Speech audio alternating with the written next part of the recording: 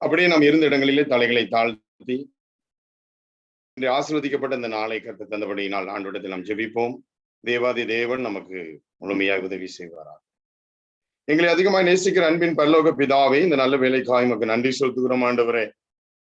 இவ்வானமது சிங்காசனம் பூமி என்பது பாதப்படி கர்த்தாவே, இந்த நாளில் கூட விசேஷித்த மனமாய் இந்த நாட்களிலே இந்த இணையதளத்தின் மூலமாய் உம்முடைய நாமத்தை மைமைப்படுத்தும்படியாய் நாங்கள் கூடி வந்திருக்கிறோம்.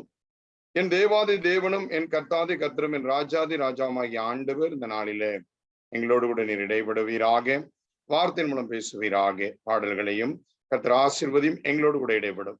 இயேசுவின் நாமத்தில் சமர்ப்பணம் பண்ணுகிறோம் நல்ல பிதாவே, ஆமேன் ஆமேன். அப்படி நாம் இருந்த இடங்களே பாடல்களை பாடி கர்த்தருடைய நாமத்தை நாம் மகிமைப்படுத்துவோம். ஜீவன் விட்டவரே, என்னோடிருக்க எழுந்தவரே, எனக்காய் ஜீவன் விட்டவரே, என்னோடிருக்க எழுந்தவரே, என்னை என்றும் வழி நடத்துவாரே, என்னை சந்திக்க வந்திடுவாரே, என்னை என்றும் வழி நடத்துவாரே, என்னை சந்திக்க வந்திடுவாரே. இயேசு போதுமே போதுமே, இயேசு போதுமே போதுமே, எந்த நாளிலும் எந்த நிலையிலுமே எந்த வாழ்வினிலே இயேசு போதுமே. நாளிலுமே நிலையிலுமே எந்த வாழ்வினிலே இயேசு போதுமே. பிசாசின் சோதனை பெருகிட்டாலும் சோர்ந்து போகாமல் முன் செல்லவே, பிசாசின் சோதனை பெருகிட்டாலும் சோர்ந்து போகாமல் முன் செல்லவே, உலகமும் அமிஷமும் மயங்கிட்டாலும் மயங்கிடாமல் வீரவே, உலகமும் அமிஷமும் மயங்கிட்டாலும் மயங்கிடாமல் வீரவே. இயேசு போதுமே போதுமே, இயேசு போதுமே போதுமே, எந்த நாளிலுமே என் நிலையிலுமே எந்த வாழ்வினிலே இயேசு போதுமே. உள்ள இடங்களில் மேய்த்திடுவார், அமர்ந்த தண்ணீரண்டை நடத்திடுவார். உள்ளுள்ள இடங்களில் மேய்த்திடுவார், அமர்ந்த தண்ணீரண்டை நடத்திடுவார். ஆத்துமாவை தினம் தேற்றிடுவார், மரண பள்ளத்தாக்கில் காத்திடுவார். ஆத்துமாவை தினம் தேற்றிடுவார், மரண பள்ளத்தாக்கில் காத்திடுவார். இயேசு போதுமே போதுமே, இயேசு போதுமே போதுமே, எந்த நாளிலுமே என் நிலையிலுமே எந்த வாழ்வினிலே இயேசு போதுமே. மனிதர் என்னை கைவிட்டாலும் ஆமீசம் அழுகி நாரிட்டாலும், மனிதர் என்னை கைவிட்டாலும் ஆமீசம் அழுகி நாரிட்டாலும், ஐஸ்வர்யம் யாவும் அழிந்திட்டாலும் ஆகாதவன் என்று தள்ளிவிட்டாலும், ஐஸ்வர்யம் யாவும் அழிந்திட்டாலும் ஆகாதவன் என்று தள்ளிவிட்டாலும், இயேசு போதுமே போதுமே, இயேசு போதுமே போதுமே, எந்த நாளிலுமே எந்த நிலையிலுமே எந்த வாழ்வினிலே இயேசு போதுமே. எந்த நாளிலுமே எந்த நிலையிலுமே எந்த வாழ்வினிலே இயேசு போதுமே. அல்லேலூயா. தேவன் நம்மளோடு கூட இடைப்பட்டார்.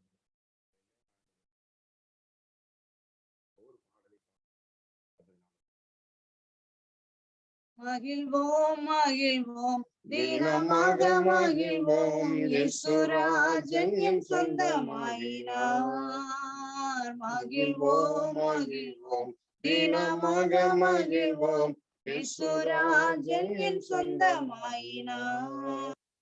இந்த பாதலத்தின் சொந்தக்காரர் அவர், எந்த உள்ளத்தில் சொந்தமானார். இந்த பாதலத்தின் சொந்தக்காரர் அவர், எந்த உள்ளத்தில் சொந்தமானார். ஆனந்தமே பரமானந்தமே, இது மாபெரும் பாக்கியமே. இந்த பாதலத்தின் சொந்தக்காரர் அவர், எந்த உள்ளத்தில் சொந்தமானார்.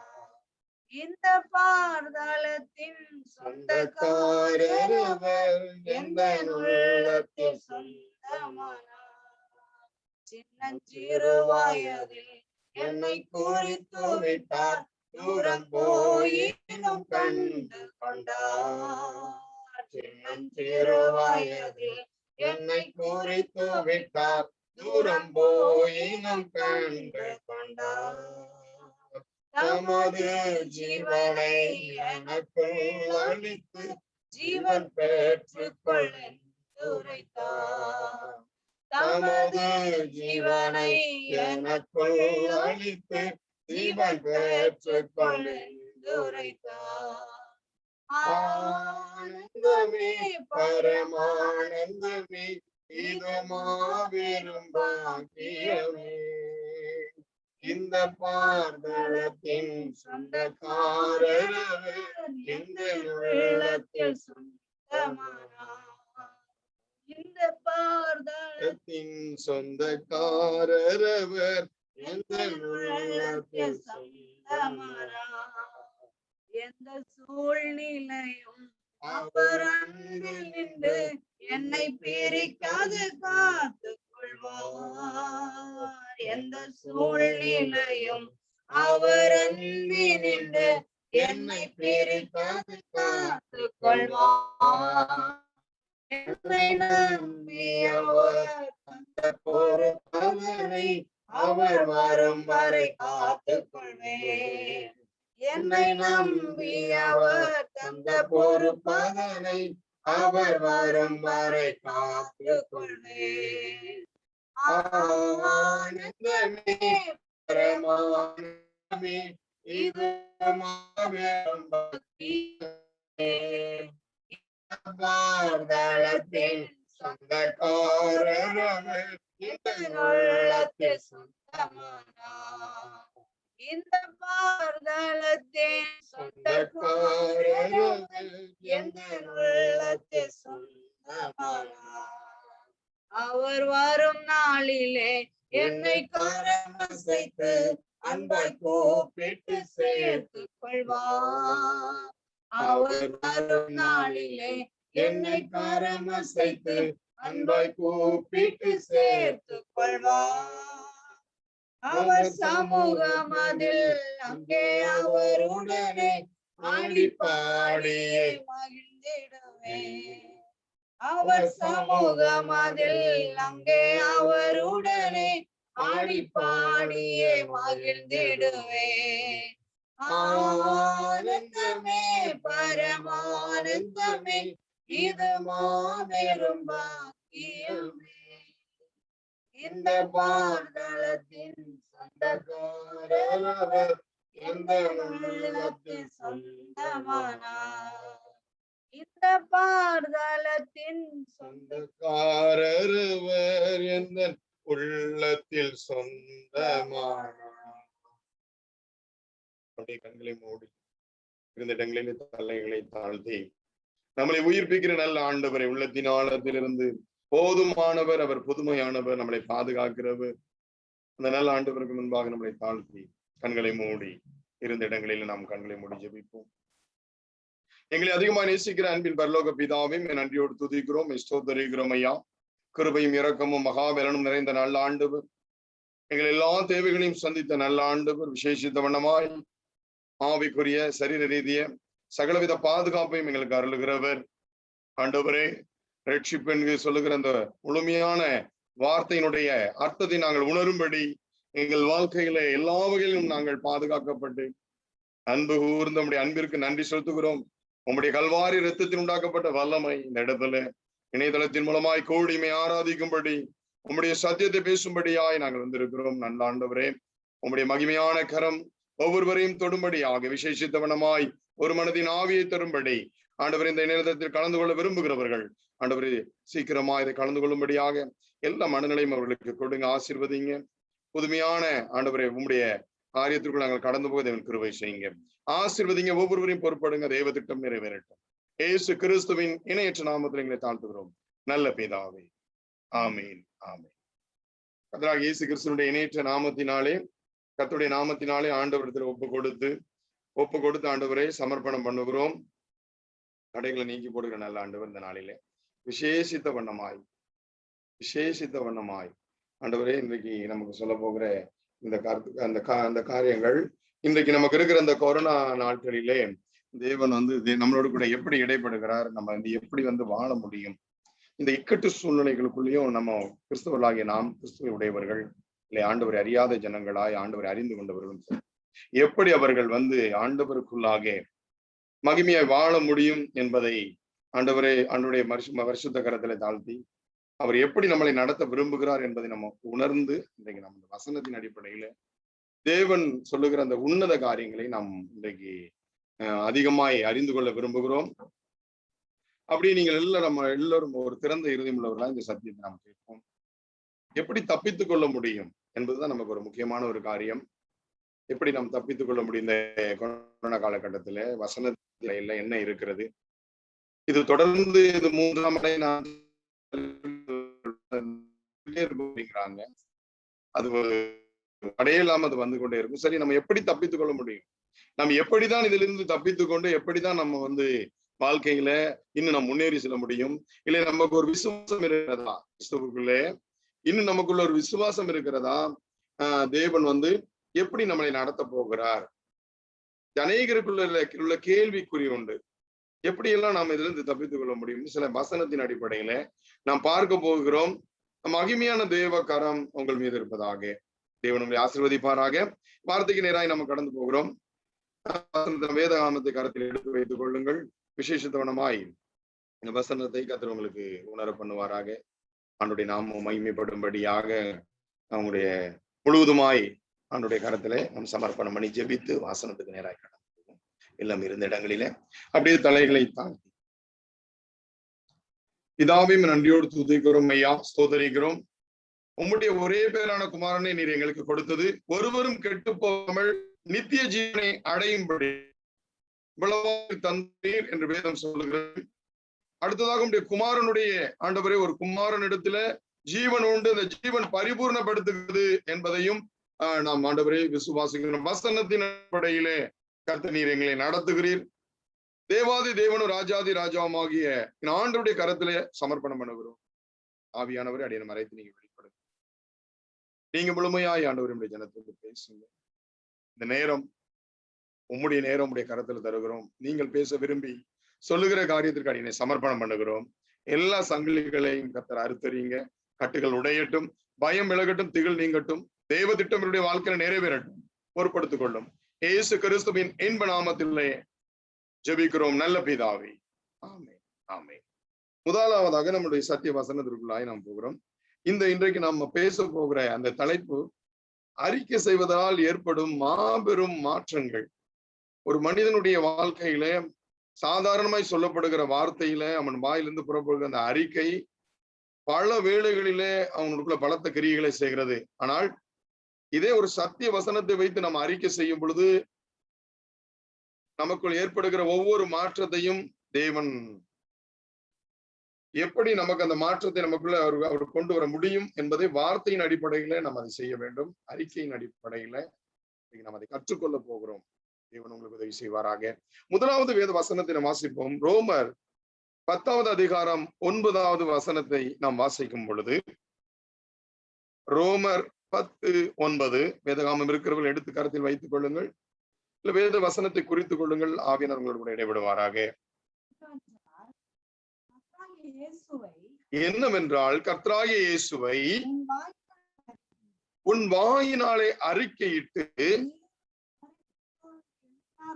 தேவன் அவரை மரித்தோரிலிருந்து எழுப்பினார் என்று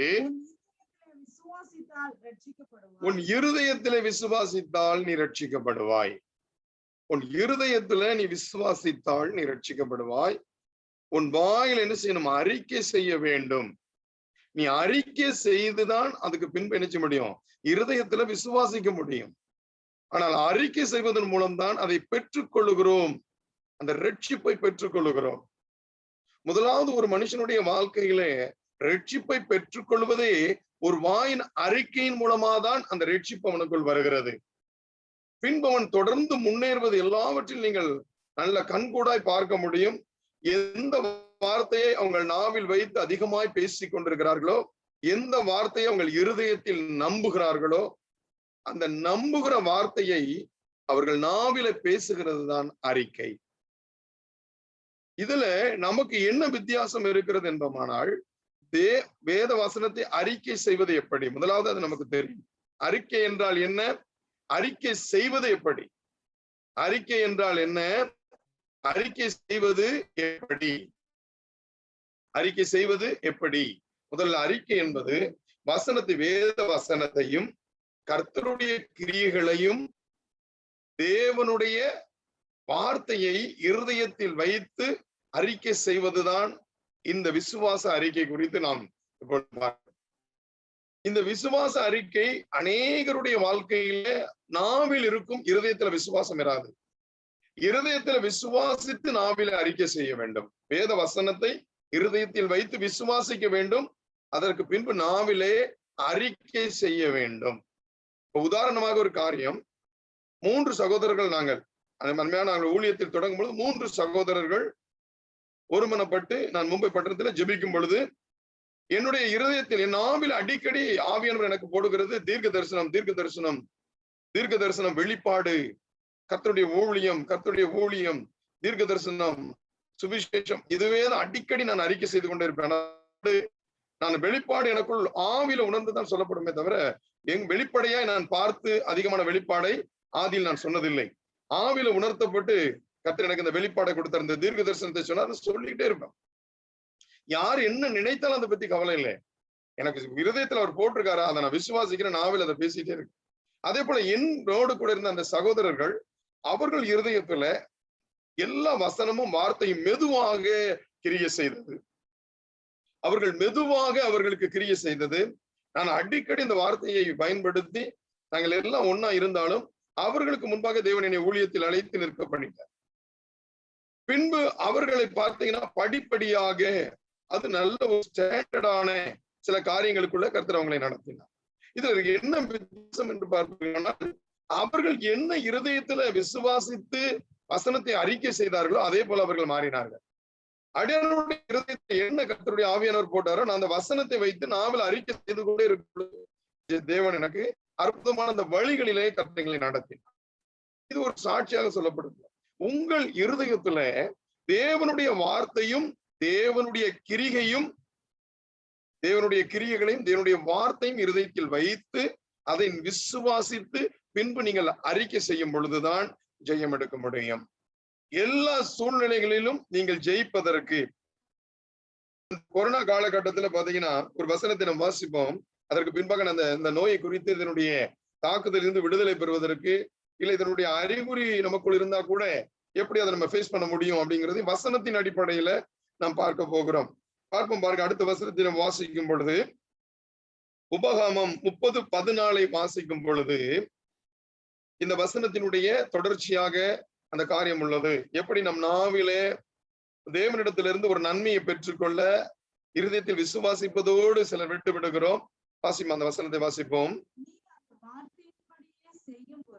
நீ அந்த வார்த்தையின்படியே செய்யும் பொருட்டு அது உனக்கு மிகவும் சமீபமாய் உன் வாயிலும் உன் இருதயத்திலும் இருக்கிறது. இந்த வார்த்தை உன் நாவிலும் இருக்கிறது, உன் இருதயத்திலும் இருக்கிறது. நீங்க விசுவாசிக்கும் பொழுது அந்த வார்த்தை உங்கள் இருதயத்தில் இருக்கும். கர்த்தர் ஒரு வாக்குத்தத்தத்தை கொடுத்திருக்காரு, நீங்க விசுவாசிக்கிறீங்க, அது இருதயத்துலதான் இருக்கும். அது கிரியை செய்யுமா என்பது உங்களுடைய விசுவாச அறிக்கையின் மூலம் தான் அந்த வசனம் கிரியை செய்கிறது. இன்றைக்கு அநேகர் பல மணி நேரம் ஜெபித்து விட்டு வெளியே வரும் பொழுது அவரிடத்தில் நீங்கள் கேட்பீர்களானால், ஜெபிச்சிருக்கிறேன், நடந்தா ஓகே, நடக்கலனாலும் பரவாயில்லையா, நடக்கும், நம்பி ஜெபிச்சிருக்கிறேன். உங்களுடைய ஜெபம் முடிந்த பின்பு அதற்கு பின்பும் அந்த ஜெபத்தினுடைய பிரதிபலனம் முழுமையாக்கப்படவில்லை. நம் ஜெபம் செய்து விட்ட பின்பு அந்த ஜெபம் முழுமையாக்கப்படாது. அதனுடைய பிரதிபலன் வேண்டும் என்றால் அதற்கு பின்பு நீங்கள் செய்கிற அறிக்கை முழுமையாக்கப்படணும். எதை குறித்து நீங்கள் ஜெபித்தீர்களோ ஜெபத்தினுடைய பலனை நாம் பெற்றுக்கொள்வோம் என்று நாம் விசுவாசிக்க வேண்டும். அது முதல் முக்கியமான ஒரு காரியம். மார்க்கு 11:24 நீங்கள் வாசிக்கும் பொழுது, மார்க்கு 11:24 மிக தெளிவாக வார்த்தைகளை போடப்பட்டிருக்கிறது. உங்க இருதயத்துல விசுவாசம், உங்க இருதயத்திற்கு விசுவாசம் இருக்கு, நாவல நீங்க எப்படி அதை அறிக்கை செய்வீர்கள், செய்தால் என்ன நடக்கும் வாசிப்போம். ஆதலால் நீங்கள் ஜெபம் பண்ணும் பொழுது எவைகளை கேட்டுக்கொள்வீர்களோ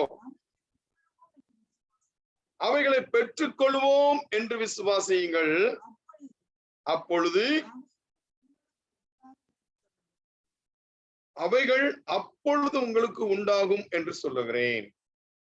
எவைகளை நீங்கள் கேட்டுக்கொண்டீர்களோ அப்பொழுது அவைகள் உங்களுக்கு உண்டாகும். நீங்க ஜெபத்திலும் எவைகளை கேட்டுக்கொண்டீர்களோ அது பாத்தீங்கன்னா உங்களுக்குள்ள என்ன செய்யும், கேட்டுக்கொண்டது அப்படியே உண்டாகும்.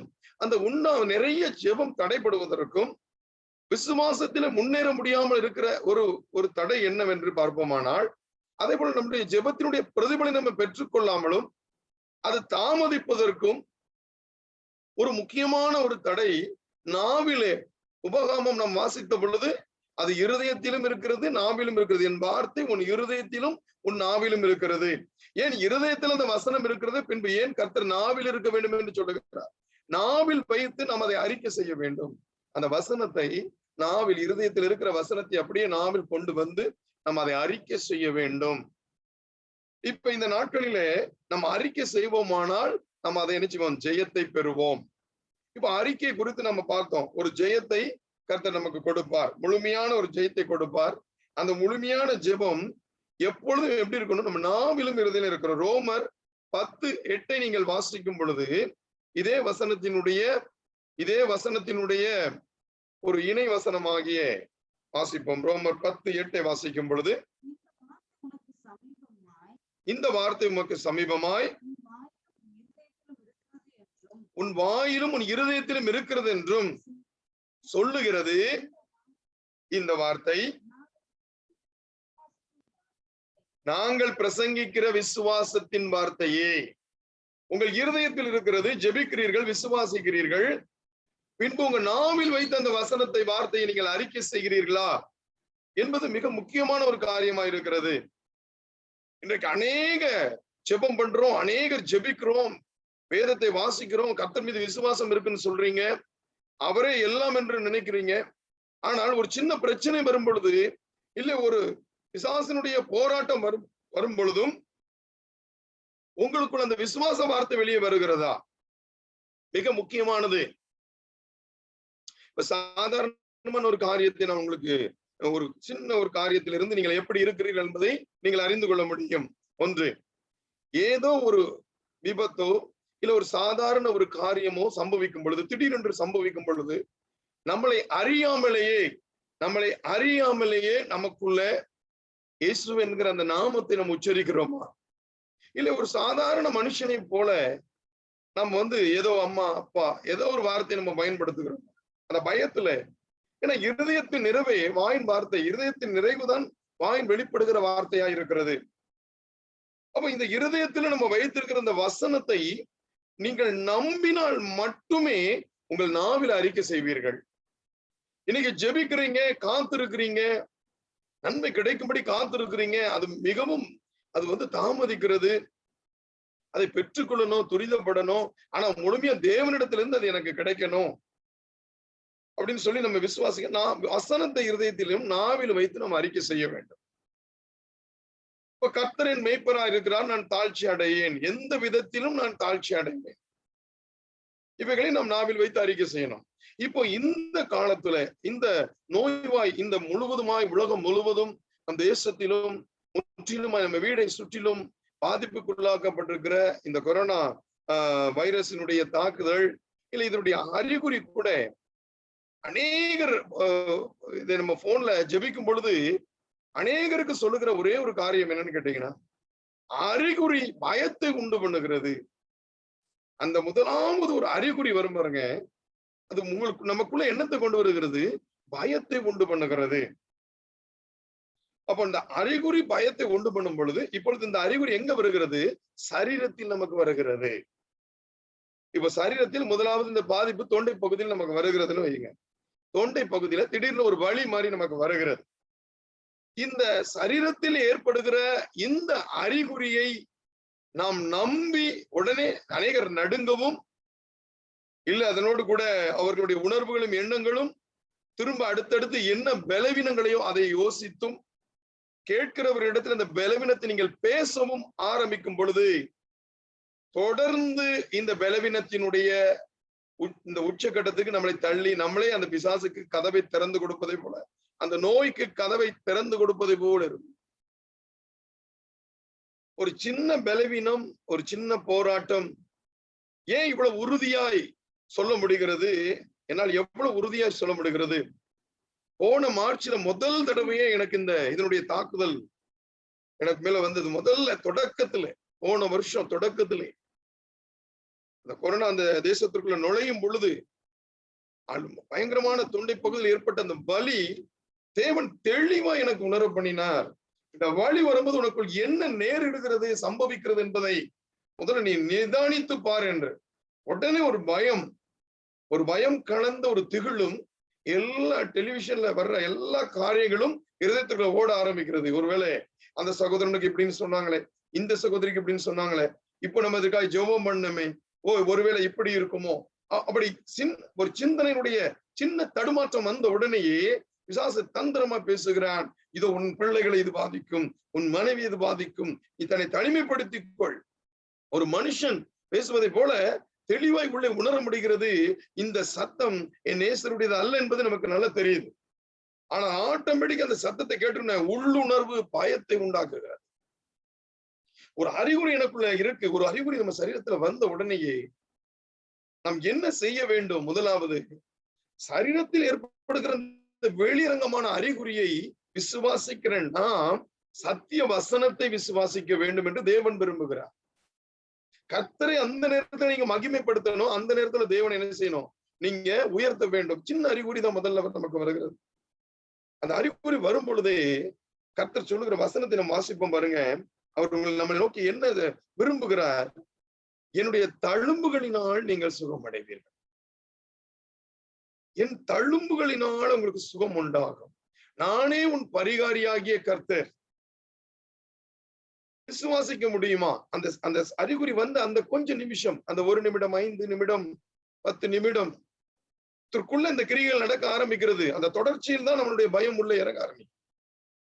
தொடர்ந்து நீங்க விட ஆரம்பிச்சிட்டீங்கன்னா, அப்படி அவனுக்கு அந்த பயத்தை உங்களுக்குள்ள இறங்க ஆரம்பிக்கும் போது எனக்கு ஆண்டவரை உணர்த்தின அந்த பயத்தை உள்ள இறங்கும் பொழுது உடல் முழுவதும் ஆக்கிரமிப்பாகிறது.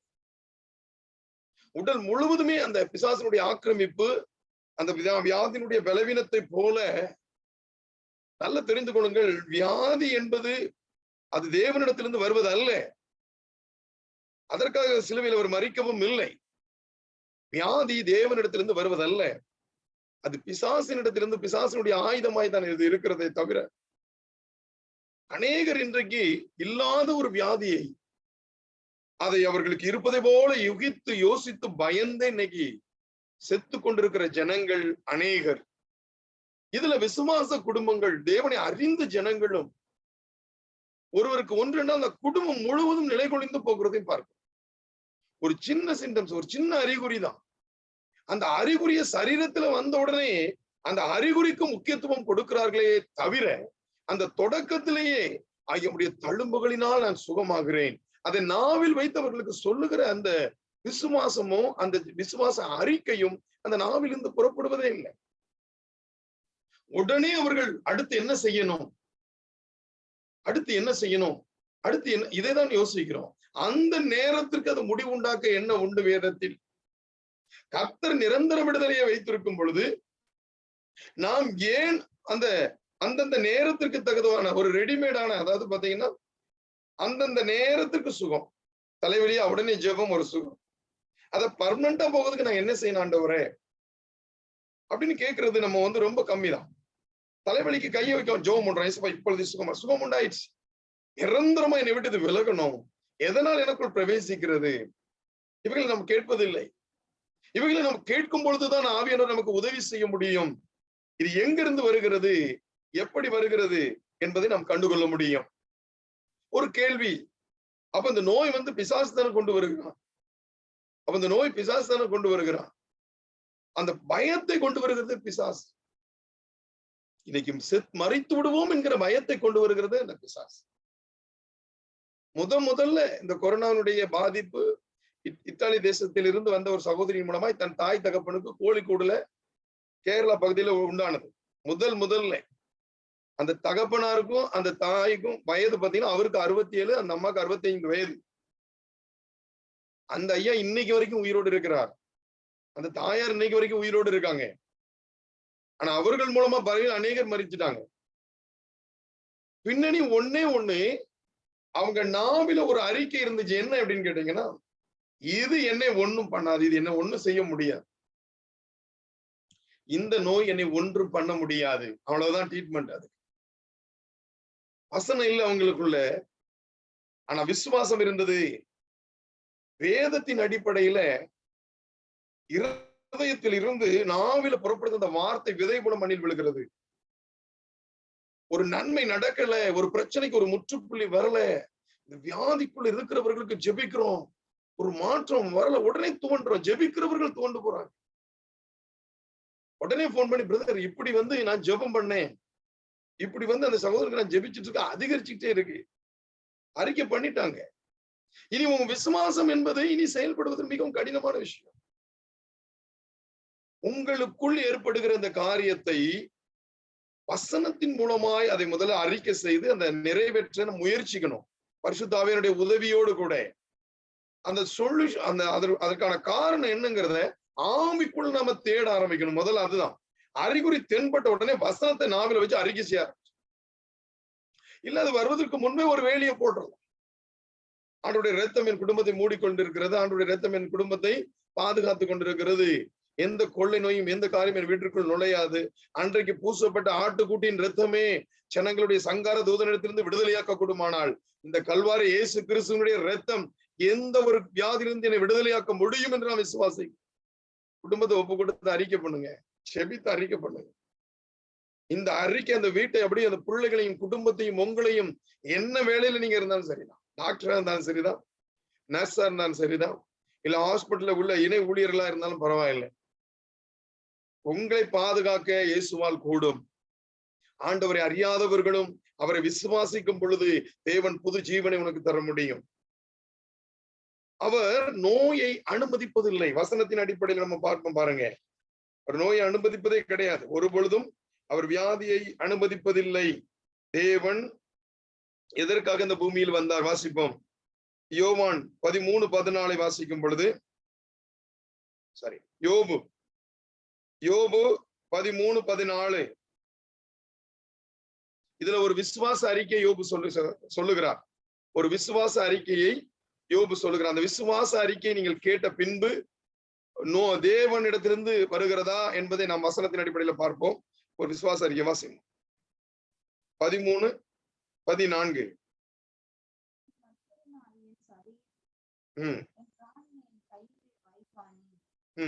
அவர் என்னை கொன்று போட்டாலும் அவர் மேல் நம்பிக்கையாயிருப்பேன், ஆனாலும் அவருக்கு முன்பாக ரூபகர பண்ணுவேன். என் வழிகளை அவருக்கு முன்பாக ரூபகரம் பண்ணுவேன். யோபனுடைய புஸ்தகத்தை நீங்கள் முழுவதும் வாசிக்கும் பொழுது, இந்த முழுவதும் யோபின் புஸ்தகத்தை நீங்க வாசிக்கும் பொழுது யோபு அறிக்கை செய்து கொண்டே இருக்கிறார். வேத வசனத்தை நீங்கள் வாசித்து பாருங்கள். யோபு பாருங்க, தன் நண்பர்களிடத்துல பேசும் பொழுதும் தான் இன்னார் என்பதும் தேவன் இன்னார் என்பதும் அவரால் என்ன செய்ய முடியும் என்பதையும் யோபு அதிகமாய் அறிக்கை செய்து கொண்டே இருக்கிறார். யோபுக்கு பிரச்சனை வந்தது, ஒரு வசனம் சொல்லுகிறது, அவன் பயந்தது அவனுக்கு சம்பவித்தது. யோபுக்கு பயந்தது அவனுக்கு நேரிட்டது. ஐயோ, நான் பயந்தது எனக்கு நேரிட்டது என்று யோபு புலம்பின பொழுது, அடுத்தது யோபு அதிலிருந்து ஜெயம் பெறுவதற்கு அறிக்கை செய்து கொண்டே இருக்கிறார். ஆண்டவரை பயிற்சி உயர்த்தி பேசுகிற அந்த சூழ்நிலையிலும், நீர் என்னை கொன்னு போட்டாலும் இது நான் விசுவாசமா இருப்பேன்பா, விடவே இல்லை யோபு. யோபுடைய சரீரம் முழுவதும் பாருங்க, முழுவதும் உச்சம் தலைமுத உள்ளங்கால் வர வியாதி பருக்கையெல்லாம் நிரம்பிருச்சு. மரண தருவாய். தன் தம்பி நம்பி இருந்த பிள்ளைகள், மனைவி எல்லாமே போயிடுச்சு. அந்த மனைவி முதல் கொண்டு தூசித்த ஜீவனை விடும் என்று சொல்லி அவர் வேண்டாம் என்று அந்த மனைவி நினைக்கும் பொழுதுதான் அந்த வார்த்தை வெளிப்படுகிறது. நீர் எனக்கு வேண்டாம், நீர் இப்படி அலங்கோலமா இருக்கிற மனுஷன் எனக்கு தேவையில்லை, அதை விட நீர் ஜீவனை விட்டுட்டா நல்லதா இருக்குமேனு தன் மனைவியே பேசும் அளவுக்கு யோபுடைய வாழ்க்கையிலே சூழ்நிலைகள் மாறினாலும் யோபு ஜெயம் பெறுவதற்கு ஒரே ஒரு காரியம், யோபுக்குள் ஆவியான பலத்து கிரியை செய்கிறார். யோபு அறிக்கை செய்து கொண்டே இருக்கிறார். தன்னுடைய பாவத்தை அறிக்கை பண்ணிட்டாரு. தன்னுடைய குற்றங்கள் இது ஒருவேளை நான் பாவம் செய்திருந்தாலும் என்று சொல்றாரு. தேவனுடைய மகத்துவத்தை பேசிக்கிட்டே இருக்கிறார். அவர் வானத்தை உருவாக்கினார், நட்சத்திரத்தை உருவாக்கினார், காற்றை தன் கரத்தில் பிடித்திருக்கிறார் என்று சொல்லி யோபனுடைய வர்ணனை நீங்கள் வாசிக்கும் பொழுது அறிக்கையின் மேல் அறிக்கை தேவனை உயர்த்தி கொண்டே இருக்கிறார். வேதனையின் மத்தியில், மகா சோதனையின் மத்தியில, பலவீனத்தின் மத்தியில யோபு தேவனை உயர்த்துகிறார். இன்றைக்கு வெளியவே தெரியாத தொண்டை பகுதியில் ஏற்படுகிற அந்த மாற்றம் வெளியே தெரியாது. அந்த வெளிப்படையாய் தெரியாத அந்த மாற்றத்திற்கு நாம் இந்த பயம், நடுக்கம், இந்த ஒரு கலக்கம், ஒரு தெளிவின்மை. கேட்டா நான் கிறிஸ்துவை உடையவன், நான் எனக்கு ஜீவனை கொடுத்த தேவன் மரணத்தை ஜெயித்திருக்கிறார், பாதாளத்தின் திறவுகளை உடையவர், அவரை அல்லாமல் வேறொரு தேவன் அல்ல பறைசாற்றுகிற நம் நாவு இன்றைக்கு பதட்டமான காரியங்களை பிரத்தியார் வந்து சொல்லும் பொழுது அதோடு கூட இசைந்து எப்படி நம்ம இருதயம் போகிறது. ஒருவர் வந்து ஒரு காரியத்தை சொல்லும் பொழுது, இந்த நோயில பாதிக்கப்பட்ட ஒரு குடும்பமும் பிள்ளைகளும் அவர்களும் படுகிற பாடுகளை சொல்லும் பொழுது, கிறிஸ்துவுக்குள் உங்களை தேற்றிக்கொள்ள நீங்கள் வேண்டுமே தவிர பிரத்தியாருடைய ஆறுதலை தேடக்கூடாது. அந்த வார்த்தையின் மூலமாய் உங்களுக்கு ஒரு ஆறுதல் உண்டாகும் பாருங்க. சரி, அவருக்கு இப்படி ஆயிடுச்சு, பரவாயில்ல, தேவன் நம்மளை பாதுகாப்பாய் வைத்திருக்கு, தேவன் என் பிள்ளைகளை பாதுகாப்பா வச்சு என்னைய பாதுகாப்பா வச்சிருக்கிறாரு, அவருக்கு இப்படி நடந்திருக்கு, இப்படி நினைச்சுதான் ஆறுதல் அடைஞ்சுக்கிடும். அவங்களையும் நம்மளையும் ஈக்குவல் பண்ணி பார்த்து அப்படி ஒரு ஆறுதல் உண்டாக்கிவிடும். யாருக்கு என்ன சம்பவித்தாலும் எனக்கு ஒன்றும் சம்பவிக்காது, ஏனென்றால் எனக்கா இயேசு கிறிஸ்து மரித்திருக்கிறார். யோபு வாழ்க்கையில அறிக்கை மேல் அறிக்கை, யோபு தேவன் இறங்கி வந்து யோபுடத்துல பேச பண்ணின அறிக்கையினுடைய மேன்மை, அவ்வளவு வல்லமை உண்டு உங்க நாவிலே. நாவில் அவ்வளவு வல்லமை உண்டு. ஆனால் வசனத்தை இருதயத்தில் வைத்து நாம் அறிக்கை செய்ய வேண்டும். தேவன் மனிதனை தேடி வந்த நோக்கத்தை வேத வசனத்தில் இருந்து நாம் இப்பொழுது வாசிக்க போகிறோம். தேவன் மனிதனை தேடி வந்த நோக்கம், அவர் எதற்காக வந்தார்? வாசிப்போம் பாருங்க. ஒன்று வாசிப்போம். எபிரேயர் 3:1 நீங்கள் வாசிக்கும் பொழுது, அவர் நம்மளை தேடி வந்த நோக்கம் ஒன்று உண்டு. இந்த நோக்கத்திற்கு முன்பாக ஒரு காரியம் இருக்கிறது. வாசிப்போம். இப்படி இருக்க பரம அழைப்புக்கு பங்குள்ளவர்களாகிய பரிசுத்த சகோதரரே, நாம் அறிக்கை பண்ணுகிற அப்போஸ்தலரும் பிரதான ஆசாரியருமாய் இருக்கிற கிறிஸ்து இயேசுவை கவனித்து பாருங்கள்.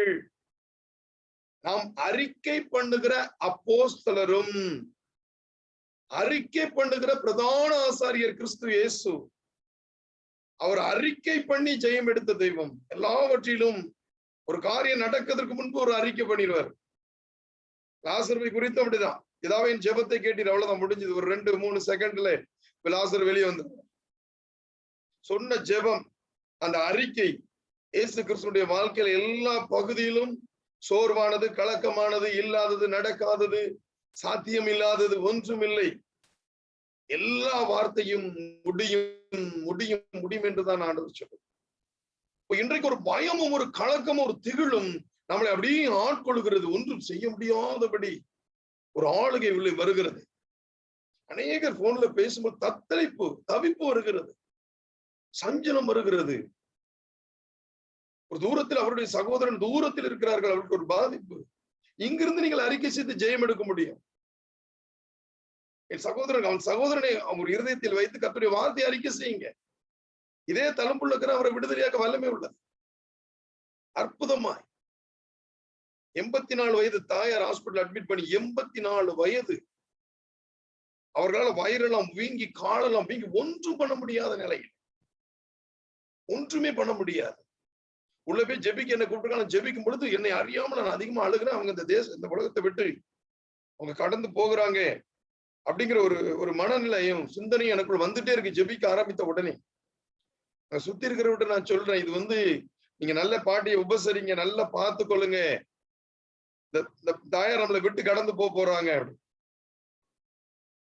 சொல்லிட்டு நாங்க வெளியே வந்துட்டோம். ஆனால் என்ன ஆச்சரியம் பாருங்க, 3 மாதம் கழிச்சு நான் அவங்க வீட்டுக்கு போயிருக்கேன். 3 மாதம் கழித்து நீ கூப்பிட்டுருக்காங்க. நான் இதெல்லாம் மறந்துட்டு, சரி ஒரு சகோதரர் எங்க வீட்டுக்கு வாங்க ஜெபம் பண்ணிட்டு போலான்னு போய் பாக்குறேன். இந்த பாட்டி எழும்பி உட்கார்ந்து ஐயா ஸ்தோத்திரம் அப்படின்னா எனக்கு ஆச்சரியமா இருந்தது. அப்போ இதற்கு பின்னணி என்ன ரகசியம் என்று கேட்கும் பொழுது அவருடைய மகன் பக்கத்துல சகோதரனே, ஒண்ணும் இல்லை, என் தாயார் விழித்திருக்கும் பொழுதெல்லாம் அந்த ஹாஸ்பிட்டல்ல சங்கீதம் 91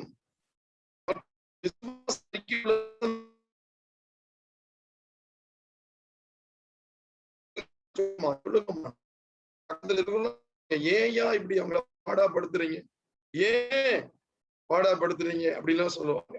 ஆனால் அதற்கெல்லாம் நான் அசராதபடி விசுவாச அறிக்கையில நான் தொடர்ந்து நிற்பேன். தேவன் அற்புதமாய் என் தாயாரை விடுதலையாக்கினார். அவரால் கூடாத காரியம் ஒன்றுமில்லை என்று சொல்லி சாட்சியாக அந்த குடும்பத்தில் அந்த தாயாரை பார்த்து, தேவன் ஒருபொழுதும் வியாதியை அவர் தருகிறவர் அல்ல. தேவன் ஒருபொழுதும் நமக்கு வியாதியை தருகிறவர் அல்ல. தேவன் எப்பொழுதும் அவர் நமக்கு சுகத்தையும் வாசிப்போம் பாருங்க. வசனத்தின் அடிப்படையில நாம் அதை தெரிந்து கொள்ள வேண்டும் என்று தேவன் விரும்புகிறார். வாசிப்போம். ரோமர் 10:9-10 10வது அதிகாரம் 9-10 வரை வாசிப்போம். என்னவென்றால் கர்த்தராகிய இயேசுவை உன் வாயினாலே அறிக்கையிட்டு தேவன் அவரை மரித்தோரிலிருந்து எழுப்பினார் என்று உன் இருதயத்தில் விசுவாசித்தால் ரட்சிக்கப்படுவாய். நீதி உண்டாக இருதயத்தில் விசுவாசிக்கப்படும், ரட்சிப்பு உண்டாக வாயினாலே அறிக்கை பண்ணப்படும். வாயினாலே அறிக்கை பண்ணப்படும். நீங்கள் அறிக்கை செய்யும் பொழுதுதான் நாம் ஜெயம் எடுக்க முடியும். நீங்க வாயினால் அறிக்கை செய்தாலே போதும், ஜெயம் தானா வந்துடும். இப்ப இந்த ஜெயத்தை பெற்றுக்கொண்டு நாம் எப்பொழுதும் ஜெயம் எடுக்கிறவர்களாய் ஜீவனுக்கும் பலனுக்கும் வாசிப்போம் பாருங்க. ரோமர் 8:37 நீங்கள் வாசிக்கும் பொழுது, இவர் எல்லாவற்றிலேயும் நாம் நம்பில் அன்பு கூறுகிறவராலே ஜெயம் கொடுக்கிறவர்களாய் இருக்குமே. நாம் நம்மிடத்தில் அன்பு கூறுகிறவராலே முற்றும் ஜெயம் கொடுக்கிறவராய் இருக்கிறோம். அன்றைக்கு அந்த வியாதியினுடைய பலவீனம் எனக்குள் வரும் பொழுது வாயின் வார்த்தையில கர்த்தர் ஒரு வார்த்தை கூட என் மனைவியிடத்திலோ பிள்ளைகளிடத்திலோ அதை குறித்து பேசாதபடி, அந்த பலவீனத்தை குறித்து பேசாதபடி அவர் தடை செய்தார். முதலாவது. அடுத்து விசுவாச அறிக்கை, இயேசு கிறிஸ்துவின் இரத்தம் ஜெயம். இந்த ஒரு வார்த்தை தான் நாவில் இருந்து புறப்பட்டது. இயேசு கிறிஸ்துவின் இரத்தம் ஜெயம். இந்த பிசாசினுடைய கிரிகளை முற்றிலும் முடக்குகிற ஒரு வார்த்தை என்றால் அந்த கிறிஸ்து இயேசுவினுடைய இரத்தத்தை குறித்து நாம் தியானிப்பதும், அந்த இரத்தத்தை நாம் அதிகமாய் இன்றைக்கு அந்த இரத்தத்தை குறித்தான வசனம் மிகவும் குறைவு. அந்த வசனங்களை நாம் மனப்பாடம் செய்வதும், அந்த வசனத்தை நாம் அதிகமாய் தியானிப்பதும், இரத்தத்தை குறித்து தியானம் செய்யலாம். இயேசுவின் இரத்தத்தை குறித்து நீங்கள் தியானம் செய்வீர்களானால் இருக்கிற எந்த இடத்திலும் எந்த சத்துருடைய கிரிகளும் உங்க இடத்துல அண்டாது. ஆனால் அந்த இரத்தம் முதலாவது உங்க இருதயத்தில் விசுவாசிக்கப்பட வேண்டும். அந்த இரத்தம் உங்க இருதயத்துல விசுவாசிக்கப்படணும். இன்னைக்கு இயேசுவின் இரத்தம் ஜெயனும் பிசாசுக்கு பயந்து சொல்றாங்களே தவிர, இருதயத்திற்குள்ள அந்த வார்த்தையினுடைய அர்த்தம், அந்த இரத்தத்தினுடைய அன்பு, அந்த இரத்தத்தினுடைய தியாகம், அந்த இரத்தத்தினுடைய வல்லமை, அந்த இரத்தத்தினுடைய அதிகாரம் என்ன என்பது நமக்கு தெரியாது. ஆனா நாவல் வச்சு என்ன செய்வாங்க? அதை தைரியமா அறிக்கை பண்ணிடுவாங்க. ஆனால் தேவன், நான் ஜீவனை தரவும் அது பரிபூர்ணப்படவும் நான் வந்தேன், அவனோ கொள்ளவும் அழிக்கவும் அன்றி வேறொன்றுக்கும் வரான். நான் ஜீவனை தரவும் அந்த ஜீவன் பரிபூரணப்படவும் வந்தேன் அப்படின்னு சொல்றாரு யோவான்ல. அப்ப ஜீவனை தந்து அதை பரிபூர்ணப்படுத்த வந்த தெய்வம் நோயை எப்படி நமக்குள் அனுமதிப்பார்? நோயை நமக்குள் எப்படி அனுமதிப்பார்? தேவனுடைய பாதுகாப்பு அவன் நாவில வைத்து விசுவாச வசனங்களை அறிக்கை செய்து கொண்டிருக்கிற அந்த மனுஷன் மீது எந்த நோய்வாயுடைய சத்துருவின் கிரிகள் உள்ளே பிரவேசித்தாலும் தேவனுடைய பாதுகாப்பு நமக்குள் உண்டாகும். ஒருவேளை அன்றைக்கு இஸ்ரவேல் ஜனங்கள் மேல பாத்தீங்கன்னா தேவனுடைய கோபம் பற்றினது உண்மை. ஆனால் எகிப்தியர் மத்தியில இருந்த இஸ்ரவேல் ஜனங்கள் மத்தியில பற்றின கோபம் வேறு. அதே போல இன்றைக்கு நாம் அப்படி நினைக்க வேண்டுமே தவிர, இன்றைக்கு எல்லா காரியங்களும் பிரசங்கம் எப்படி வருகிறது? இன்றைக்கு தேவ கோபம் பற்றி எறிகிறது, தேவ கோபம் பற்றி எறிகிறது. அன்றைக்கும் தேவ கோபம் பற்றி எறிந்தது. எங்கு? எகிப்தின் மீது பற்றி எறிந்தது. அன்றைக்கு இஸ்ரவேல் ஜனங்களை பாதுகாக்க ஆட்டுக்குட்டியின் இரத்தத்தை தேவன் அன்றைக்கு பயன்படுத்தும்படி கட்டளையிட்டார். ஆட்டுக்குட்டியின் இரத்தம் நிலைக்கால பூசப்பட்டுச்சு, பாதுகாக்கப்பட்டு. அன்னைக்கு தேவனுடைய கோபம் தான் பற்றி எறிந்தது. ஏன்? அவனுடைய இருதய கடினத்தின் நிமித்தம், பார்வோன் ராஜாவுடைய இருதய கடினத்தின் நிமித்தமும், அவன் செய்த தன் ஜனங்களுக்கு செய்த தீமையின் நிமித்தமும் கோபம் தேசத்தின் மீது பற்றி பிடித்தது. ஆயினும் இஸ்ரேல் ஜனங்கள் பாதுகாக்கப்பட்டார்கள். தேவனுடைய வார்த்தைக்கு கீழ்ப்படிந்த இஸ்ரவேல் ஜனங்கள் மட்டும் இல்லாமல் அதற்குள்ள அதற்குள்ள இருந்த எகிப்தியருடைய சில அடிமைத்தனத்தில் இருந்தவர்களும் கூட இவர்களுக்குள் கானானுக்குள் பிரவேசித்தார்கள் என்று வேதத்தில் எழுதியிருக்கிறது. அப்ப கானானுக்குள் அவர்கள் பிரவேசிக்க அவர்களோடு கூட இந்த அடிமைத்தனத்தில் இருந்தவர்களும் ஒரு சில கூட்டத்தார் அந்த இஸ்ரவேல் ஜனங்களோடு கூட பாதுகாக்கப்பட்டார்கள். அந்த இதை நம்பின பொழுது, அந்த இரத்தத்தை நம்பின பொழுது, அந்த ஆட்டுக்குட்டியின் இரத்தத்தை நம்பின பொழுது அவர்கள் பாதுகாக்கப்பட்ட. இன்னைக்கு ஆட்டுக்குட்டியானவருடைய இரத்த நோக்காய் சிந்தப்பட்டிருக்கிறபடியினால் நாவில அறிக்கப்படுகிற பிரதான ஆசாரியராகிய இயேசு கிறிஸ்து நாவில வைத்து அறிக்கை செய்யணும். அறிக்கை செய்கிற அந்த அறிக்கையானது எவ்வளவு பெரிய சத்துருடைய கிரியைகளையும் உடைக்க வலிமை உள்ளது. அது இதற்கு மாத்திரம், அந்த கொள்ளை நோய்க்கு மாத்திரமல்ல நாம் தப்பித்துக் கொள்வது. என்ன வந்தாலும் எங்களுக்கு ஒன்றும் செய்யாது, என்ன வந்தாலும் எங்களுக்கு ஒன்றும் நடக்காது. தேவன் எங்கள் பட்சத்தில் இருக்கிறார், தேவன் எங்கள் பட்சத்தில் இருக்கிறார், இதுல ஒன்றும் பண்ண முடியாது, கர்த்தரைகள் எங்கள் பட்சத்தில் இருக்கிறார். தைரியமா நம்ம அறிக்கை செய்ய முடியும், தைரியமா அறிக்கை செய்ய முடியும். போன வருடம் பாத்தீங்கன்னா இந்த கொரோனா பாதிப்பின் போது ஒரு சகோதரர் நம்ம சபைக்கு கடந்து வந்தாங்க. ஹாஸ்பிட்டல்ல இருந்து அவங்களுக்கு சுகமாகல, மூச்சு திணறல் மாறல, ஆக்சிஜன் மாட்டி மாறல, ஜிஹெச்ல இருந்து திரும்ப பிரைவேட்ல மாத்தினாங்க, அங்கேயும் அவருக்கு சரியாகல. அவர் ஒரு தடவை போன் போட்டாரு, ஐயா நான் வர முடியுமா, சபைக்கு வர முடியுமா, எனக்கு இப்படி ஒரு சூழ்நிலையா இருக்கு, ஆனா எனக்கு இது வந்து பயத்தை கொண்டு வந்து நான் மறித்து விடுவேன்னு பயமா இருக்கு, ஆனா எந்த இன்ஜெக்ஷன் மருந்து எனக்கு செயல்படல, என்னால முடியல, எனக்கு உதவி செய்ய முடியுமா, எனக்கா ஜெபிக்க முடியுமா நீங்க சொல்லும் பொழுது எனக்குள்ள ஆவியானுடைய சத்தத்தை நான் கேட்கும் பொழுது வர சொல்லு அப்படின்னு சத்தம் வந்தது.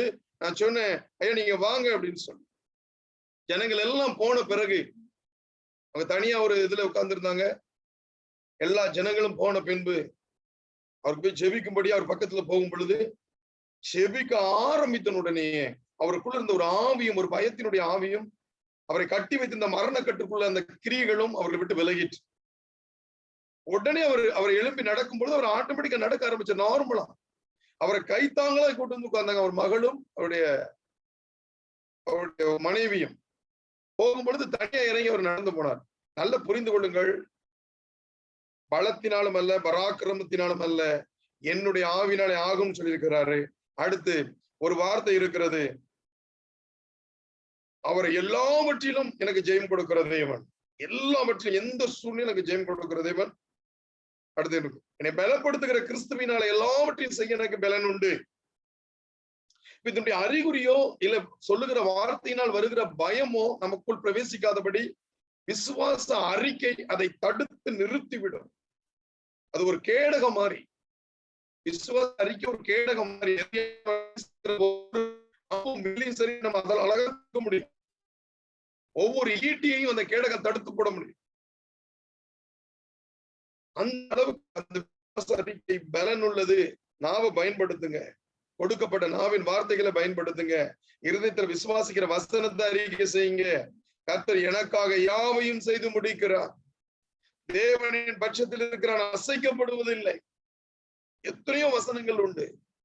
அந்தந்த நேரத்தில் தேவன் நமக்கு ஆவியானவர் நமக்கு நினைப்பூட்டுகிற, நாம் கற்றுக்கொண்டிருக்கிற மனப்பாடம் செய்த வசனங்களை பிள்ளைகளுக்கு நமக்கும் கற்றுக் கொடுத்து அவைகளை தொடர்ந்து நீங்கள் அறிக்கை செய்வீர்களானால் மகத்துவமான ஜெயத்தை நாம் எடுக்க முடியும். இந்த காலகட்டங்களில போடப்படுகிற அந்த கொரோனா மருந்து, அந்த ஊசியும் சரி, கொடுக்கப்படுகிற பொடி மற்றும் அதுக்கு கொடுக்கப்படுகிற டேப்லெட், இது எல்லாமே பயங்கர பாதிப்பை உண்டு பண்ணுகிறதாக நிறைய பயந்து மரித்து போனவர்கள் உண்டு. நிறைய பேருடைய சரீர பலவீனத்தின் மித்தம் அது சரீரத்துல சரியான முறையில அது போகாதபடி நமக்கு நிறைய தாக்குதலை உண்டு பண்ணுது அப்படின்னு சொல்லுகிறவர்களும் உண்டு. ஒன்னே ஒண்ணு சொல்றேன், சூழ்நிலை எப்படி இருந்தாலும் சரி, என்ன மருந்தாலும் என்ன மாத்திரையானாலும் எந்த வகையான காரியமானாலும் சரி, தேவன் நம் பட்சத்தில் இருக்கிறபடினால் எதற்கு நாம் பயப்பட வேண்டிய அவசியம் இல்லை. வேதம் தெளிவாய் சொல்லுகிறது, என்னை விசுவாசிக்கிறவன் அவன் எப்பொழுதும் மறிக்காமல் இருப்பான்னு கூட அவர் சொல்றார். என்னை விசுவாசிக்கிற மறியாமல் இருப்பான், அவன் மறிக்க மாட்டான். அவ்வளவு ஆழமான சத்தியம். அந்த விசுவாசத்தை உங்களுக்குள்ள வச்சிருந்தாதான் இந்த உள்ள காலகட்டத்தில் நம்ம ஜெயிக்க முடியும். அப்ப அந்த அறிக்கை, நீங்க நாவினால ஜெபத்திற்கு பின்பாக செய்கிற அறிக்கை எப்படி ஒரு வீட்டிற்கு அஸ்திபாரமான ஜெபமோ, ஒரு நல்ல பவுண்டேஷன் போடுற ஜெபத்தை பண்ணி முடிச்சிட்டோம். நல்ல வானம் தோண்டி அதுல என்ன செஞ்சாங்க, பவுண்டேஷன் போட்டு நல்ல மேல ஏத்தியாச்சு. ஜெபத்தினால அது ரெடி ஆயிடுச்சு. இப்ப அதற்கு மேல வீடு கட்டப்பட வேண்டும் என்றால் விசுவாச அறிக்கை நீங்கள் செய்து கொண்டே இருப்பீர்களானால் அந்த வீடு கட்டப்படுவதற்கு எப்படி அவைகள் தேவைப்பட்டு எப்படி அழகாய் கட்டி எழும்புகிறதோ, அதே விசுவாச அறிக்கை நீங்கள் பண்ணின ஜெபத்தை முழுமையாக்கும். அது பெற்றுக்கொள்ள உதவி செய்யும். இங்க நாவில தூசண வார்த்தையும் அவநம்பிக்கைக்குரியதும் மற்றவர்கள் பேசுகிறதையும் வைத்து அதை இருதயத்தை விசுவாசித்து வாழணும். இன்றைக்கு ஒரு 2 சகோதரர்கள், 2 பேரு அந்த மருந்தை குறித்து, அந்த கொரோனா இன்ஜெக்ஷனை குறித்து 2 பேருக்குள்ள விசுவாசத்தை பாருங்க. ஒரு ஆளு அதை போட்டா கண்டிப்பா செத்தே பெறும் பிரதர், விசுவாச அறிக்கை பண்ணிக்கிட்டே இருக்கிறார். ஒரு ஆள் சொல்றாரு, என்ன போட்டாலும் சரி கர்த்தரின் பட்சத்தில் இருக்கிறார். போட்டவர் பாத்தீங்கன்னா 2 பேரும் இன்ஜெக்ஷன் போட்டாச்சு, ஒரு ஆளு ஒண்ணுமே ஆகல, நல்லா இருக்கிறாரு. அந்த அவிசுவாசமான அறிக்கை பண்ணவர் என்ன ஆச்சுன்னு கேட்டீங்கன்னா, ஒரு 1.5 மாசம் மேல்கால் வழி படுக்கையில் இருந்து அனுப்பியிருக்கிறாரு. இதற்கு பின்னணி ஒரு வாயின் வார்த்தையிலும் பாத்தீங்கன்னா அநேக பலவீனத்தை சரீரத்துல கொண்டு வந்துடும். சாவுக்கு எதுவான யாதொன்றை குடித்தாலும் அந்த உன்னை சேதப்படுத்த மாட்டாது. அதை தெரிஞ்சு குடிக்கிற விஷத்தை சொல்லல. ஒருவேளை நம்ம அறியாமல் நம்ம சரீரத்துல ஏதோ ஒரு காரியமோ வாய்க்குள் ஏதோ ஒரு காரியம் போனாலும் தேவன் நம்மளை பாதுகாப்பார். பாதுகாக்க அவர் வல்லமையுள்ளவராய் இருக்கிறார். நம் விசுவாச அறிக்கையும் வேத வசனம் நம் இருதயத்தில் இருக்குமானால் எதையும் மாற்றி அமைக்கிற அந்த ஆவியானுடைய வல்லமை நமக்குள் இருக்கிறபடினால் அவ எதையும் தடுத்து நிறுத்தும், மாற்றி அமைக்கும். முழுமையாய் நாம் நம்ப வேண்டும். தோமாட்ட ஆண்டவர் என்ன சொல்றாரு பாருங்க, யோவான் 20:27 வாசிக்கும் பொழுது, யோவான் 20:27 வாசிக்கும் பொழுது, இயேசு கிறிஸ்துவை சொல்றாரு, நான் என் விரலினால அவருடைய விழாவில் என் கையை போடணும், அவர் கைகள் ஆணி கிடப்பட்ட இடத்துல கை போட்டாதான் நான் விசுவாசிப்பேன் அப்படின்னு சொல்லும் பொழுது இயேசு கிறிஸ்து பாருங்க சொல்றாரு பாருங்க, பின்பு அவர் தோமாவை நோக்கி, நீ உன் விரலை இங்கே நீட்டி என் கைகளை பார், உன் கையை நீட்டி என் விலாவிலே போடு, அவிசுவாசியா இராமல் விசுவாசியா இரு என்றார். நீ அவிசுவாசியா இருந்துடாத, விசுவாசியா இரு. அது மாத்திரமல்ல, அவர் ஜீவனை தரவும் அது பரிபூர்ணப்படவும் தான் அவர் நம்ம கிட்ட வந்தார். அப்ப ஜீவனை நமக்கு தந்தவர் அது பரிபூர்ணப்படணும் அப்படின்னு சொல்லிதான் நமக்கு வந்திருக்கு. இன்றைக்கு அநேகர் சொல்றாங்க, நல்ல விசுவாசி பிரதர், நல்ல ஊழியர்கள் இன்றைக்கு மறிச்சிட்டாங்க. அவர் என்னுடைய தகப்பனார் நல்ல மனுஷன், நல்ல ஜெபிக்கிற மனுஷன், அவங்க நல்ல ஓட்டத்தை ஓடினார்கள், விசுவாசத்தினுடைய காரியத்தை முடித்து விட்டார்கள். நம்ம ஓடணும். முடித்தவர்களை குறித்து பேசிக் கொண்டிராதபடிக்கு, அவர்கள் வாழ்ந்த வாழ்க்கையும் அவர்களுடைய வழிகளையும் தியானித்துக் கொண்டிராதபடிக்கு, நமக்கென்று தேவன் வைத்திருக்கிற காரியங்களை உற்று நோக்கி கவனிக்கும்படியாக, நமக்கு கர்த்தர் வைத்திருக்கிற தரிசனத்தில் ஓடும்படியாக அனுதினமும் விசுவாச அறிக்கையில பலப்படுங்கள். சொல்லி பாருங்க, வசனத்தை அறிக்கை செய்து பாருங்க. அவைகள் ஜீவனை உண்டாக்கக்கூடியது, புது இல்லாததை உருவாக்கக்கூடியது. அந்த வார்த்தையில ஜீவன் இருக்கிறது, அந்த வார்த்தை சுகம் இருக்கிறது, அந்த வார்த்தையில பலன் இருக்கிறது. அது தேவனால் மட்டும்தான் முடியும், அது மனிதனால் முடியாது. அந்த அளவுக்கு பலன் உண்டு. அது விசுவாச அறிக்கையே இன்றைக்கு நாம் தப்பித்துக் கொள்கிற ஒரு வழி. காரணம், நல்ல ஜெபிக்கிறோம், நல்ல வேதம் வாசிக்கிறீங்க, நல்ல உபவாசம் பண்றீங்க. இதையும் தாண்டி ஒரு பயம் நமக்குள்ள வரும் பொழுது அதுக்கு நேரம் ஒதுக்கணும். அதிகாலையில ஜெபிக்கிற நேரம் ஒதுக்குறோம், வேத வசனத்தை வாசிக்கிறோம், அதுக்கு நேரம் ஒதுக்குறீங்க. அதே போல விசுவாச அறிக்கைக்குன்னு ஒரு நேரம் வச்சுக்கோங்க. இன்றைக்கு உங்க சூழ்நிலைக்கு ஏதாலும் அந்த வசனங்களை எடுங்க, நாவில வைத்து அறிக்கை பண்ணுங்க. இன்றைக்கு 91வது சங்கீதம் இதுக்கு எல்லாம் பொருத்தமா இருக்கிறது. அப்ப அந்த வசனத்தை நாவில வைத்து அந்த சங்கீதத்தை அறிக்கை பண்ண நாவில வைத்து நீங்க அறிக்கை பண்ண உள்ளுக்குள் ஒரு புது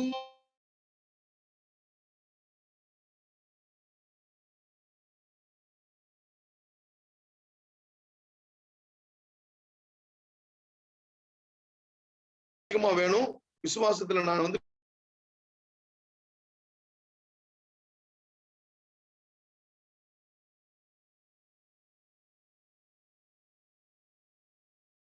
விசுவாசமும் அதுக்கான பிரதிபலனும் கண்டிப்பா பரிசுத்த ஆவியானவர் உங்களுக்கு வரும்பொழுது அவை எல்லாத்தையும் மொத்தமா உங்களுக்கு கொண்டு வந்திருப்பாரு.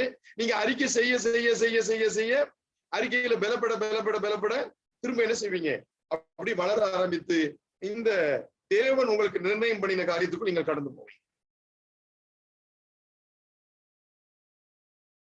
கானானுக்குள் பிரவேசிப்போம் கர்த்தர் சொல்லி இருக்கிறார். சொல்லி இஸ்ரவேல் சந்ததி என்ன செய்து கானானுக்குள்ள பிரவேசி. அந்த காரியம் நிறைவேறுது. ஆனா நிறைவேறதுக்கு முன்னாடி சொன்னவர்கள் எல்லாம் என்ன செய்தாங்க, தடை பண்ணப்படுகிறதுக்கு ஒரே ஒரு காரியம், வசனத்தினுடைய ஆழம். அதாவது தேவனுக்கு கீழ்ப்படியாமையும் வசனம் தம் இருதயத்தை கர்த்தர் சொன்ன வார்த்தையை நம்பி நாவில் அறிக்கை பண்ணுகிறவர்கள் எல்லாம் உள்ள போயிட்டாங்க. கர்த்தரும் பட்சத்தில் இருக்கிற பயப்படல. காலேப் சொல்றாரு, யோசுவா சொல்றாரு, அவங்க கானானுக்குள்ள பிரவேசிச்சுட்டாங்க. அந்த வார்த்தையை அவங்க நம்புறாங்க, ஜீவனின் மேல அதை விசுவாசிக்கிறாங்க, அது ஜீவனையும் பாதுகாக்க. சரீரத்தில் ஏற்படுகிற எந்த சிம்டம்ஸ், எந்த ஒரு அறிகுறியும் நீங்கள் தோன்றின உடனே விசுவாச அறிக்கைக்குள்ள நீங்க கடந்து போனீங்கன்னா அந்த செகண்ட் ரிலீஸ் ஆகிறத நீங்க பார்க்கணும். அதற்கு முன்பு வசனத்தை விசுவாசிங்கள். ஏன் தோமாவை குறித்து நம்ம பேசணும், ஏன் இயேசு கிறிஸ்துவனுடைய விழாவில அவர் கை போட வச்சு அவர் சொல்ல, அவர் வார்த்தையானவர், அவர் தான் வார்த்தை. என்ன நீ விசுவாசி, நீ அவிசுவாசி இருக்கக்கூடாது. அதே போல நம்ம என்ன செய்யணும், வசனத்தை விசுவாசிக்கணும். நாவல சொல்றோம் இயேசுவின் தெய்வம் சொல்றோம், இயேசுவை நான் தெய்வமா ஏற்றுக்கொண்டேன்னு சொல்லுகிறோம், அவரால்தான் எல்லாம் முடியும்னு சொல்றோம். முடியும்னு சொல்லுகிற நாமே சில காரியங்களில முடியாதவர்களை போல தவிக்கும், கைவிடப்பட்டதை போல தவிக்கும். சுற்றிலும் இருக்கிறது, எல்லா இடங்களிலும் இருக்கிறது. கொரோனா வைரஸுடைய தாக்குதல் எல்லா பகுதியிலும் இருக்கு. எங்க ஊர்களிலும் இந்த தாக்குதலும் பகுதிகளிலும் எல்லா பகுதிகளிலும் இருக்கிறது. வராங்க, எல்லாம் சொல்றாங்க வெளியே வரக்கூடாது, தனிமைப்படுத்தணும், நீங்க தனிமையா இருக்கணும், எல்லாமே சொல்லிட்டு தான் இருக்காங்க. ஆனாலும் மரணம் என்பது எங்கள் கிராமத்திலோ சுற்றி இருக்கிற பகுதியில இந்த கொரோனா வைரஸினால் உண்டான மரணம் கிராம ஜனத்திற்குள் இல்லை, இதுவரையிலும் இல்லை, இனிமேலும்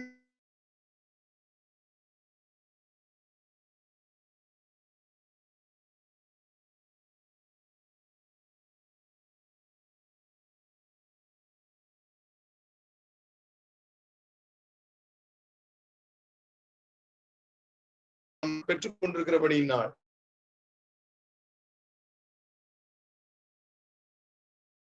இந்த அறிக்கையினுடைய பிரதிபலன் இன்னும் நிறைய காரியங்கள் இதில் இருக்கிறது. நாம் வருகிற நாட்களிலே இதை குறித்து நாம் தியானிப்போம். தேவனாகிய கர்த்தர் உங்களுக்கு உதவி செய்வாராக. வருகிற அறிகுறியோ இல்ல ஒரு தாக்குதலோ, தொண்டை பகுதியிலோ இல்ல தலைவலியோ இல்ல சரீரத்துல ஏதோ ஒரு வலியோ இல்ல அந்த அதை ஒத்த எந்த ஒரு காரியம் உங்களுக்கோ உங்க உறவினர்களுக்கோ இருந்தா அவர்களுக்கு நீங்க சொல்ல வேண்டியது அவரே உங்கள் பரிகாரி ஆகிய கர்த்தர் இயேசுவின் தழும்புகளினால் சுகம். இந்த ஒரு 2 வார்த்தையே ஒரு நாளைக்கு எத்தனாயிரம் முறை சொல்ல முடியுமோ அத்தனாயிரம் முறை இருதயத்திலும், வாயில சொல்ல முடியாதவங்க இருதயத்துல சொல்லிட்டே இருக்க சொல்லுங்க. நாவில் வச்சு அறிக்கை பண்ண சொல்லுங்க. ஜெயத்தை தேவன் கொடுப்பார். இப்பொழுது கூட ஒரு சாட்சி கூட அற்புதமா 2-3 வாரங்கள் தான் அற்புதமா அறிக்கை பண்ணி அந்த மனுஷன் வெளியே ஆண்டவர் பண்ணுவார். கொரோனாவிலிருந்து நல்ல ஆக்சிஜன் லெவல்லாம் குறைஞ்சு மரண தருவாயில் அவர் கூட இருந்த 10 பேர் இறந்துட்டாங்க. ஆனா அவருடைய அறிக்கை பாருங்க, விசுவாச அறிக்கை உள்ளுக்குள்ள அவ்வளவு நாவில் வச்சு அவர் அறிக்கை செய்து கொண்டே இருக்கிறார். தேவன் அவ்வளவு அற்புதமா அவரை சாட்சியை வெளியே கொண்டு வச்சார்.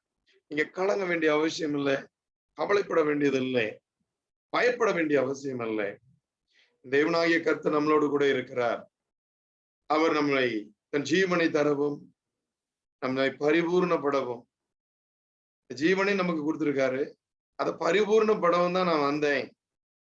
அவனோ கொல்லவும் அழிக்கவும் வந்திருக்கிறான்.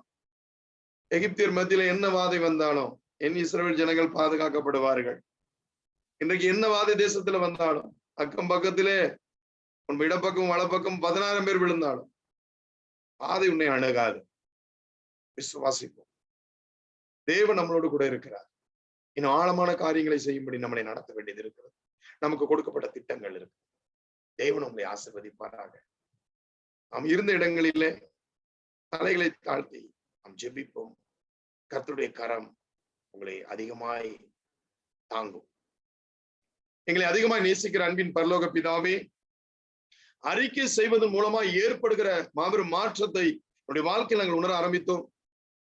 ஆண்டவரே, ஒவ்வொரு நாளும் அடியானுடைய வாழ்க்கையில 6 மாதங்கள் தொடர்ந்து நான் சொன்ன ஆண்டவரே அந்த விசுவாச அறிக்கைகள் ஆண்டவரே அடியானுடைய வாழ்க்கையில மகத்துவமான மாற்றத்தை கொண்டு வந்தது. இப்பொழுதும் சில விசுவாச அறிக்கைகளை தொடர்ந்து செய்து கொண்டிருக்கும்படி கர்த்தர் என் நாவில வைத்து நான் தனிமையில் இருக்கும் பொழுது அவைகளை தொடர்ந்து நான் பேசிக் கொண்டிருப்பதை தேவன் அறிவீர். எவ்வளவோ மாற்றத்தை உள்ளே கொண்டு வந்திருக்கிறது ஆண்டவரே. இந்த சத்திய வசனத்தை கேட்டவர்கள் ஒவ்வொருவரும் விசுவாச அறிக்கைகளே எப்படி நாம் தலைத்து நிற்க முடியும், எப்படி ஜெயம் எடுக்க முடியும், நடக்காத ஒரு காரியத்தையும் கூட நடப்பிக்கப்படுகிறது கர்த்தருடைய வார்த்தை, முடியாததையும் செய்து முடிக்கிறது கர்த்தருடைய வார்த்தை. நாவில் வைத்து அடிக்கடி நாம் அறிக்கை செய்யும் பொழுது ஆண்டவரை ஜெயம் எடுக்க முடியும், பாதுகாப்பு உண்டாக்கும். தேவ திட்டம் எங்கள் வாழ்க்கையில் பொறுப்படுத்திக் கொள்ளுங்கப்பா. அறியாத ஜனங்கள் இதை பார்ப்பார்களால் கூட அவர்கள் மீது உடைய வல்ல கரம் இறங்கட்டும். தேவனுடைய தழும்புகளினால் அவர்கள் சுகமடையட்டும். அற்புதம் அவருடைய வாழ்க்கையில நிகழட்டும். அவருடைய சொந்த பந்தங்களும் அவருடைய தழும்புகளினால் தொட்டு சுகமடையட்டும் ஐயா. இதை பார்த்து கொண்டிருக்கிற ஒவ்வொரு குடும்பங்களும் பிள்ளைகளும் கர்த்தராகிய இயேசு கிறிஸ்துவின் இணையற்ற நாமத்திலே ஆண்டவரே எங்களுக்கு அழைக்கப்பட்ட அந்த பிரதான ஆசாரியர், அறிக்கை செய்கிற பிரதான ஆசாரியர் மூலமாக ஒவ்வொருவர் மீதும் உங்களுடைய கரத்தை வைங்க. கல்வாரி ரத்தம் மூடட்டும், பாதுகாக்கட்டும். எல்லா இக்கட்டுக்கும் இவர்களை விலக்கி சாட்சி உள்ளவர்களா இன்னும் வருகிற நாட்களிலே தேவனுக்கு ஆண்டவரே தேவனுடைய ராஜ்யத்திற்கு அதிகமாய் உழைக்கிறவர்களாய் கர்த்தாவே இன்னும் ஆழமாய் மக்கள் விசுவாசம் உள்ளவர்களாய் நிலைத்திருக்கத்தக்க ஒவ்வொருவர் மீதும் கரம் இறங்குவதற்கு நன்றி. தடைகள் விலகட்டும். தேவ சித்தமுடைய வாழ்க்கையில் நிறைவேறட்டும். பிதா குமாரன் பரிசுத்தாவின் நாமத்திலே கலந்து கொண்ட ஒவ்வொருவரையும் மனதார ஆசீர்வதிக்கிறோம். தேவ பாதுகாப்பை சொல்லுகிறோம். தேவனுடைய கல்வாரி இரத்தத்தில் உண்டாக்கப்படுகிற பாதுகாப்பு இவர்கள் மீதும் இவருடைய பிள்ளைகள் மீதும் சொந்த பந்தத்தின் மீதும் கர்த்தருடைய மகிமை மூடிக்கொள்ளட்டும், பாதுகாக்கட்டும். தேவ திட்டம் நிறைவேறும். இயேசு கிறிஸ்துவின் நேற்று நாமத்திலே எங்களை தாழ்த்தி ஜெபிக்கிறோம் ஜீவனுள்ள நல்ல பிதாவே. ஆமென், ஆமென். என் ஆத்துமாவே கர்த்தரை ஸ்தோத்திரி, என் முழுமே கர்த்தருடைய பரிசுத்த நாமத்தை ஸ்தோத்திரி. என் ஆத்துமாவே கர்த்தரை ஸ்தோத்திரி, கர்த்தர் செய்த சகல உபகாரங்களையும் மறவாதே. ஆமென், ஆமென். கர்த்தர் உங்களை ஆசீர்வதிப்பாராக. திரும்ப ஒரு இணையதளத்தினுடைய மீட்டிங் நாம் சந்திப்போம். தேவன் உங்களோடு இருப்பாராக. God bless you.